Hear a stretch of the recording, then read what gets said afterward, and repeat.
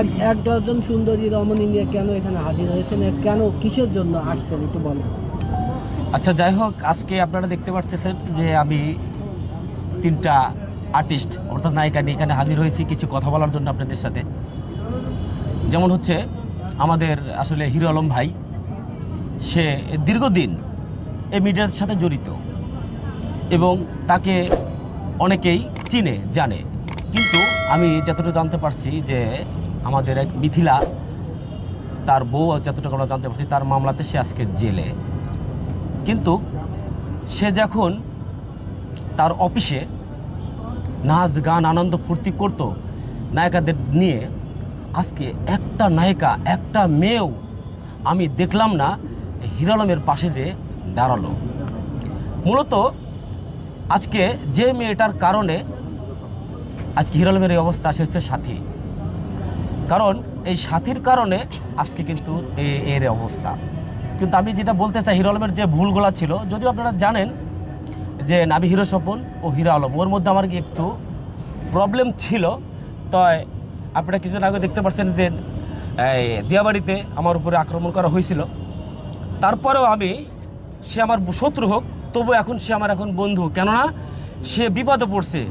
আমি একজন আর্টিস্ট হয়ে, একজন অ্যাক্টর হয়ে আমি তার পাশে আসি এবং থাকবো, এটা হচ্ছে আমার কথা। এখন যাদের নিয়ে হিরো আলম সাহেব গর্ব করতো তারা কোথায়, এইটা হচ্ছে আমার প্রশ্ন এই মেয়েদের কাছে। সে 10টা 5টা 20টা 30টা নায়িকা নিয়ে মানে চলতো, আজকে কিন্তু আমরা কাউকেই দেখতে পাচ্ছি না। আর যতটুকু আমি জানতে পারছি, সে বাড়ি গাড়ি ঠিকই করছে। তা আমি যতটুকু জানছি, আজকে তার জামিনের কথা ছিল যে হিরো আলমের আজকে জামিন ধরবে বগুড়াতে, কিন্তু তার অবস্থান এতটাই খারাপ, তার পাশে একজন যে 5,000 টাকা দিয়ে জামিন ধরবে এরকম ব্যক্তি তার পিছনে নাই। আসলে আমার একটাই কষ্ট হয়, সে বিচারাটা এতদিন সবার পাশে থাকছে, আপনাদের পাশে থাকছে, আপনাদের ভালোবাসা নিছে। আপনারা সাংবাদিক ভাই, আপনারা আছেন, আপনারাও তাদের পাশে ছিলেন, এখনও আছেন, আশা করি চিরদিন থাকবেন। কিন্তু আসলেও কষ্টর কথা, তার পিছনে আসলে কেউ নাই। কেন? আপনার সঙ্গে তো 2 দিন আগে আমরা দেখলাম খুব যুদ্ধ, যে এখন আপনার কোন স্বার্থের কারণে তার পাশে দাঁড়াইছে? আসলে এখানে আমার কোনো স্বার্থ নাই, আমি আগেই বলেছি। হিরো আলমের সাথে আমার ভালো সম্পর্ক না, এখনও খুব খারাপ সম্পর্ক। কিন্তু আমি দেখলাম আজ 3-4 দিন হয়ে গেছে, একটা ব্যক্তি তার নিয়ে মুখ খুলে নাই, একটা কথা বলে নাই।